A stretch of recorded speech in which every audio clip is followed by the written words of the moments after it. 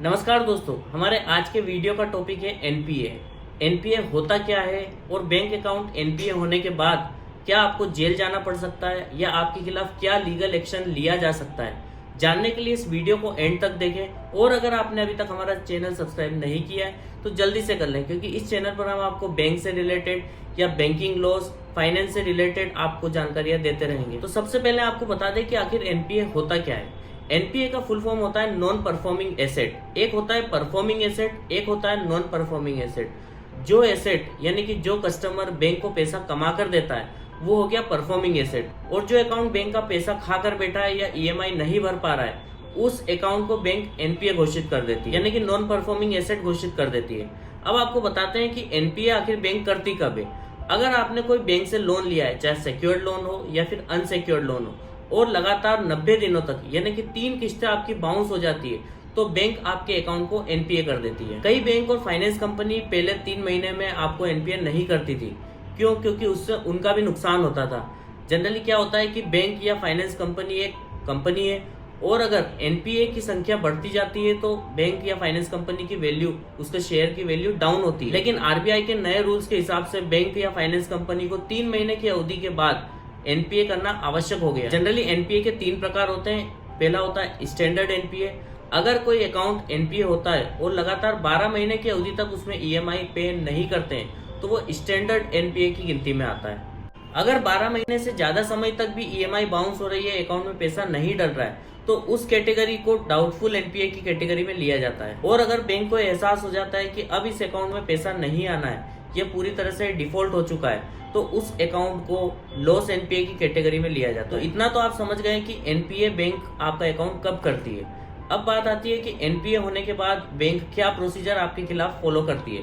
तो सबसे पहले एनपीए होने के बाद बैंक आपको लगातार रिमाइंडर कॉल्स, मैसेजेस, मेल्स भेजती है, फोन कॉल्स लगाती है। एक एक दिन में 50-50 फोन आपको लगाएंगे। रिकवरी एजेंट आपके घर जाएंगे, आपको कॉल करेंगे, आपसे संपर्क करने का पूरा प्रयास करेंगे ताकि आप ईएमआई पे कर दें। लेकिन आपकी जानकारी के लिए बता दें कि अगर आपका अकाउंट एक बार एनपीए हो चुका है तो उसके बाद आपको उस अकाउंट में पैसे डालने की आवश्यकता नहीं है, क्योंकि अगर एनपीए अकाउंट में आप पैसा जमा भी करेंगे तो सबसे पहले बैंक आपसे पेनल्टीज या अदर चार्जेस जो आपके ऊपर अप्लाई किए हैं वो लगाती है।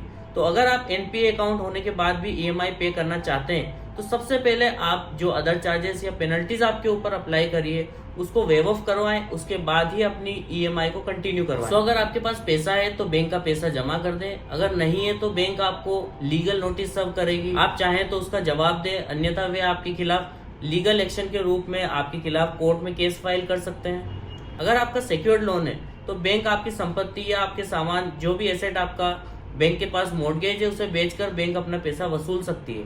और अगर आपका लोन अनसिक्योर्ड है तो बैंक आपके खिलाफ 138, अगर चेक बाउंस का केस, अगर चेक आपका उनके पास जमा है तो चेक बाउंस का केस लगाएंगे।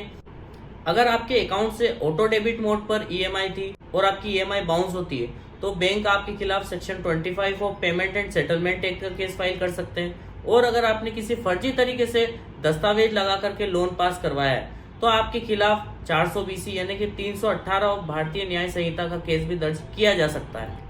कई लोगों का कहना है कि अगर सिक्योर्ड लोन है तो बैंक आपके एसेट को बेच सकती है, लेकिन अगर अनसिक्योर्ड लोन है तो बैंक आपका कुछ नहीं बिगाड़ सकती। बट ऐसा नहीं है। अगर आपकी और कोई संपत्ति है तो बैंक उसे भी बेचकर कोर्ट के मार्फत आपसे पैसा वसूल सकती है। अगर आप कहीं से सैलरी अर्न कर रहे हैं तो बैंक उसका एक पार्ट कोर्ट के माध्यम से डायरेक्शन करवा के वहां से भी आपका बैंक का पैसा वसूल सकती है। तो इस गलतफहमी में न रहें कि अगर बैंक का पैसा आप नहीं भरते हैं, अगर अनसिक्योर्ड लोन में पैसा नहीं भरते हैं तो बैंक आपका कुछ नहीं बिगाड़ सकती।